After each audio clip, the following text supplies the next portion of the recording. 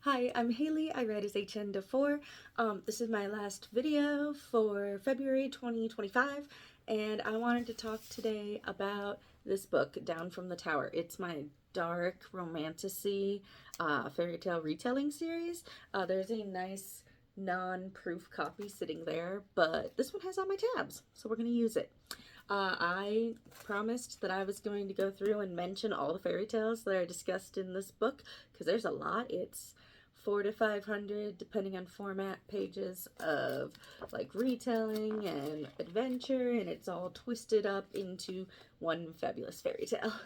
I did have to move my finalized version for a moment so I could show you this. This is my map that I put in the book. This is Mystica. It's kind of hard to read, so I'll try to pop up a map throughout the video so you can see what I'm talking about.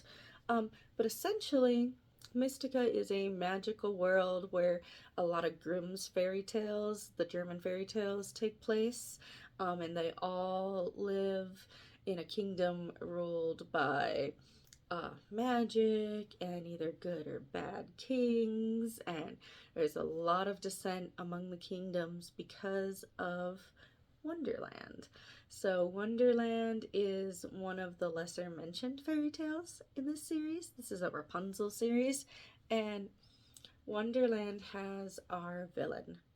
Our villain is the Mad Queen, and the Mad Queen used to be the Queen of Hearts before her husband died, who is a original character of mine. I call him the King of Diamonds. So in Mystica, my magical world, there are Grim Reapers that help all the unalived pass along, whether they were wrongly killed or died from just natural causes, whatever it was. They meet the Grim Reapers, and the Grim Reapers are these guys. There's 4 of them. They all represent one of the 4 cards in a deck of cards. So this is Zerov. He's got the spade on his hand, and they were all carved on, had these symbols carved into them from the Mad Queen. So we have Zerov here. He's our first love interest. And then we have Raimundo, Bon, and Lucius, who we will meet them throughout the series. And Rapunzel, who is our first princess, our first main retelling, lives in the kingdom of Tressa. And Rapunzel is the daughter of King Midas, who, if you don't know anything about King Midas, he received a magical hand, or the magic golden touch of King Midas from Dionysus when he requested to be able to always have wealth from the god. So there is a teeny bit of mythology in there, but you have to kind of know the story of Midas to get that. It's vaguely mentioned. I didn't super deep dive into that. It's looked at a little more in book 2, but not heavily. In Tressa, where Rapunzel lives, and if you don't know anything about Rapunzel, Rapunzel is a princess with long flowing hair who gets locked in a tower traditionally by an evil stepmother, a mean sorceress, a witch, something like that, and is typically saved by a prince who climbs up her hair into the tower and saves the day. That's not what happens in this one. Rapunzel has magic hair in this book, thanks to her father's golden touch. And Zerov is not a prince. He is a former wolf shifter who was changed because he got bit by a betrayal, and his family passed away because of various incidents. So Zerov is technically an orphan in this book, even though he's an orphan that technically died to become a Reaper. In our beautiful land of Mystica, there's also Wonderland, and Wonderland is like its own little sovereign nation because nobody wants to work with them since the Mad Queen is crazy. So in Wonderland, there's a section of Wonderland called the Butterfly Garden, and the Butterfly Garden is like a reference to the caterpillar in the Alice in Wonderland tale. So there is a butterfly garden, and there are these creatures, and it's all magical and full of flowers and amazing, except the flowers in Mystica, who look like people are cursed and they'll eat you. So it's not like a happy-do fun tale. But we meet some of the flowers. We meet the main gardener in the butterfly garden. She's very important to the story, kind of a caterpillar reference. And then there's some characters from Camelot, so Arthur and the Knights of the Round Table. We only meet King Arthur in this book, and a very minor character, or I think he's a minor character in Camelot. His name's Modred. I believe he's either his nephew or his half-brother. I have to look because I don't know exactly. But he's unalived and then continues to be a pain throughout the rest of the story. And there's a reference to Griffin spikes. So most to all of these fairy tales are a reference to Grimm's fairy tales.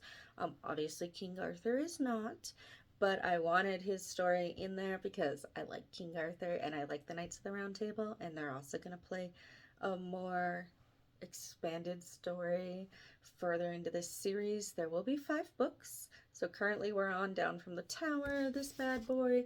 I'll put up the cover. Beneath Swan Lake is coming. I don't have the proof at the time of filming this, but that will be the next book in the series. And then we have 3 more after that. The following 2 will feature the last 2 Reapers, and then the 5th book, if you can guess what it is, all the kudos to you, because I haven't specifically mentioned it yet, but it will be very important.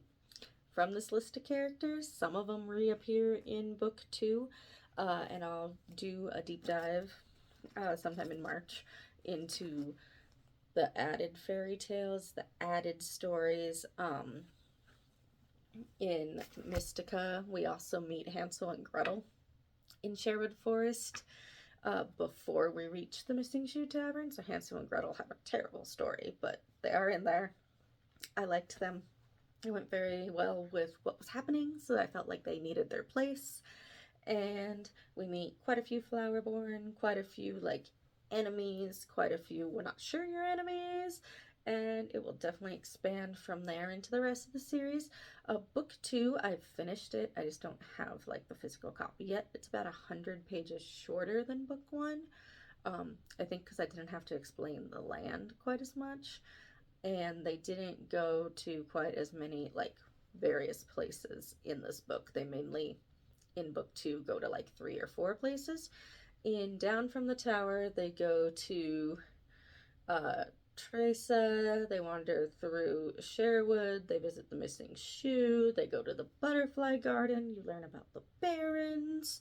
There's a lot of stuff that happens in book 1, and there's some references to what will be a future book in the series regarding Rapunzel's family, so you have to stay tuned. It will be announced, probably not until after book 3, so tidbit for book 4. I have all the fairy tales, like the main ones I want, mapped out for the series, and then from there we'll see how it performs. Kudos to me. I'll make this little note that I had this success story. In the first 6 months of this book being out, I sold under 100 copies, which isn't fantastic, but I also had less than 9,000 reads, which is pretty low. Like sometimes I get 9,000 reads for my Sins and Secrets series in a day. Sometimes I get that in a book in a day. So less than 9,000 in 6 months is not much.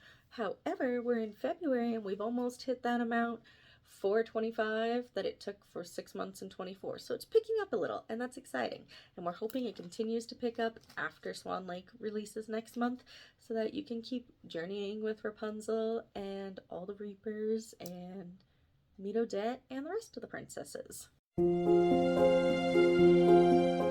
really like obscure references, so I like Easter egg pop-ups in series. There will be one of those in book 2. There's a couple of like tongue-in-cheek, like quirky references in book 1. If you can find them all, I'll be amazed and I'll love you, and I will probably just like sing your praises because I'll be so excited that you caught everything.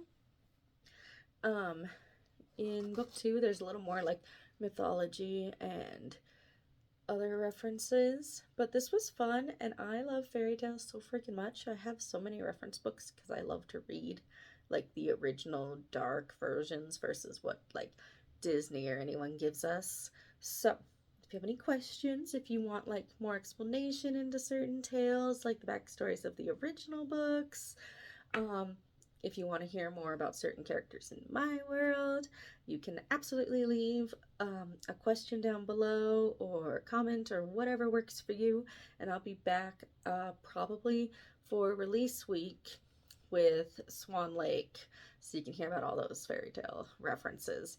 And then I'll probably talk about the two books together because book 3 is not coming out for a while. These take a long time to write for me.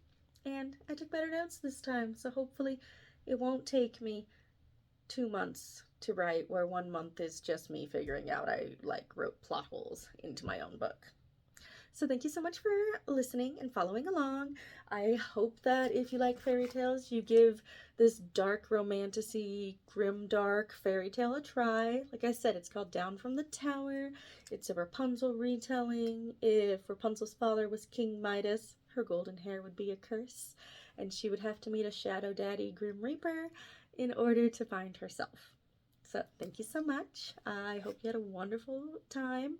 I hope you get a wonderful week of reading, and until then, have a deviant time.